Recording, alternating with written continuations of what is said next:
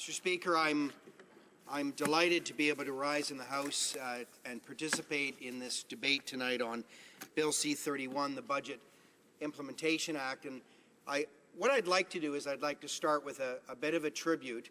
I've had the opportunity in the 3 years that I've had the honor and privilege of representing the people of Mississauga-Streetsville in the House of Commons to work with a phenomenal individual who, unfortunately, Mr. Speaker, as we all know, is no longer with us, and of course that's the Honourable Jim Flaherty, who was the architect of the budget that we are talking about tonight.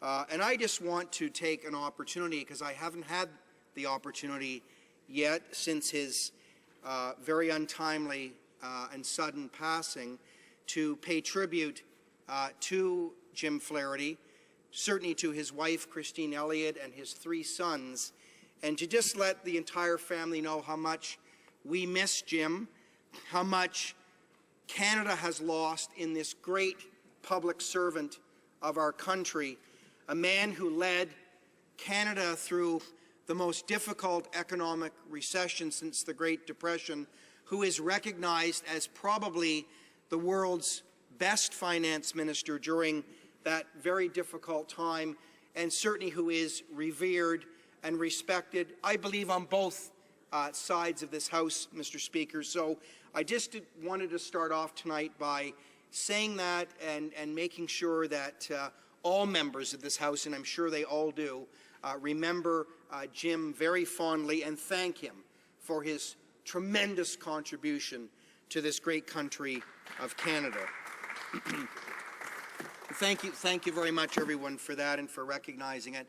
Now, Mr. Speaker, tonight we are here to talk about Bill C-31, the Budget Implementation Act, and this is a very important budget because it is the budget that sets Canada forward for next year, having us return to balance. And if we look at where our country was and where we, like all countries around the world during that very difficult economic recession, most countries, if not all, had to go into deficit financing and spending to make sure economies didn't collapse, make sure that we kept people working, and make sure that we invested in infrastructure, which we certainly did do. There is no doubt that at that time we ran deficits. We ran deficits that would have been larger than anyone, I think, would have thought, but they were done in a responsible and prudent way. And I might note, Mr. Speaker, they were actually done, and budgets like those were actually passed during minority parliaments. So we actually had support of other parties in this House for the kind of investment and spending that we did, and the levels of deficits that absolutely we did accumulate as the Government of Canada at that time. But as times improved, just like families in Mississauga-Streetsville would do, if you have to spend a little bit more today and then save up in the future and pay back that money that you have borrowed, you do that. That's a prudent and responsible thing to do. So now we're at the verge, Mr. Speaker, and I'm delighted to say, and I think the constituents in my great riding of Mississauga-Streetsville would agree, that they are delighted and proud to see where Canada has come, that in the next fiscal year we will achieve a balanced budget. Hopefully there will be a surplus, and we will begin to pay down debt, and we will continue to offer tax relief for Canadians. But tonight I just want to highlight a few things that are in Bill C-31, because I think it's important that we do that. I think it's important that we remind people of the very positive measures that are in this bill.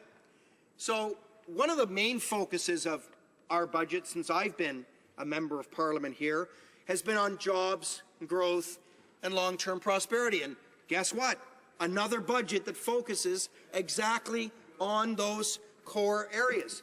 So what does Bill C-31 do, Mr. Speaker? Well, it invests $11 million over 2 years and $3.5 million per year on ongoing to strengthen the labour market opinion process, to ensure Canadians are given the first chance at available jobs. It provides $14 million over 2 years and $4.7 million per year ongoing towards the successful implementation of an expression of interest economic immigration system to support Canada's labour market needs. It provides apprentices registered in the Red Seal trades with access to interest-free loans of up to $4,000 per period of technical training. And as a member of the Standing Committee on Human Resources, Skills and Social Development and Status of Persons with Disabilities, our committee held the hearings and listened to witnesses who were very, very excited about the prospect of this new apprentice loan that I'm so proud to talk about in this budget tonight. We are cutting red tape on more than 50,000 employers by reducing the maximum number of required payments on account of source deductions. So, Mr. Speaker, we are continuing our focus on more jobs and better jobs for all Canadians. This budget also continues our support for families and communities. We're encouraging competition and lower prices in the telecommunications market by capping wholesale domestic wireless roaming rates to prevent wireless providers from charging other companies who may be their competitors more than they charge their own customers for mobile voice, data, and text services.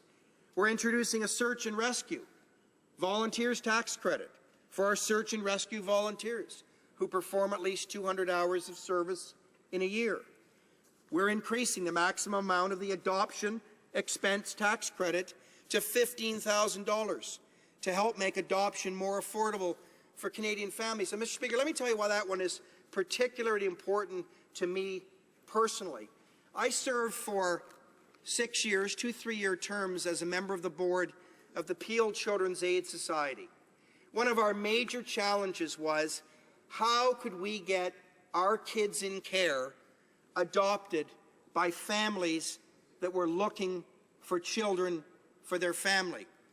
And adopting children out of the children's aid system is challenging enough.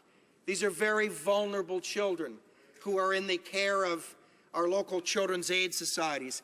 And I have to tell you, if we can improve the financial ability of families to adopt those children and other children, but certainly those most vulnerable children, in a loving and welcoming new family home, I think that's one of the most important things we as a government can ever possibly do. And so I'm very proud, Mr. Speaker, about that initiative in this budget. We are exempting acupuncturists and naturopathic doctors' professional fees from the goods and services tax and harmonized sales tax. This budget will expand the list of eligible expenses under the medical expense tax credit to include costs associated with service animals that are specially trained to assist individuals with severe diabetes, such as our diabetes alert dogs, as well as amounts paid for the design of an eligible individualized therapy plan.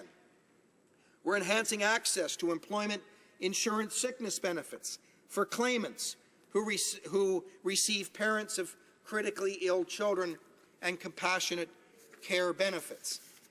Mr. Speaker, this budget sets forth a renewed investment in infrastructure. And just very quickly, I want to say how proud I am of our government for renewing the Build Canada Fund for 10 years. You know, I come from the city of Mississauga, and we know infrastructure is important, and we know investing in our urban areas is crucial. This government has made the largest commitment to infrastructure in the history of this country. We have a true partnership with provinces and municipalities, treating them as equal orders of government in the important work of investing in our communities and in our cities. This budget does that. And the last item I'll talk about, because it's one of my passions from my previous life, is housing. Mr. Speaker, this budget commits to the 5-year renewal of the Affordable Housing Initiative and the Homelessness Partnering Strategy, adding those two up together, over almost $2 billion over the next 5 years. Mr. Speaker, this is a good budget. This is an excellent bill. I encourage all members of the House to support it.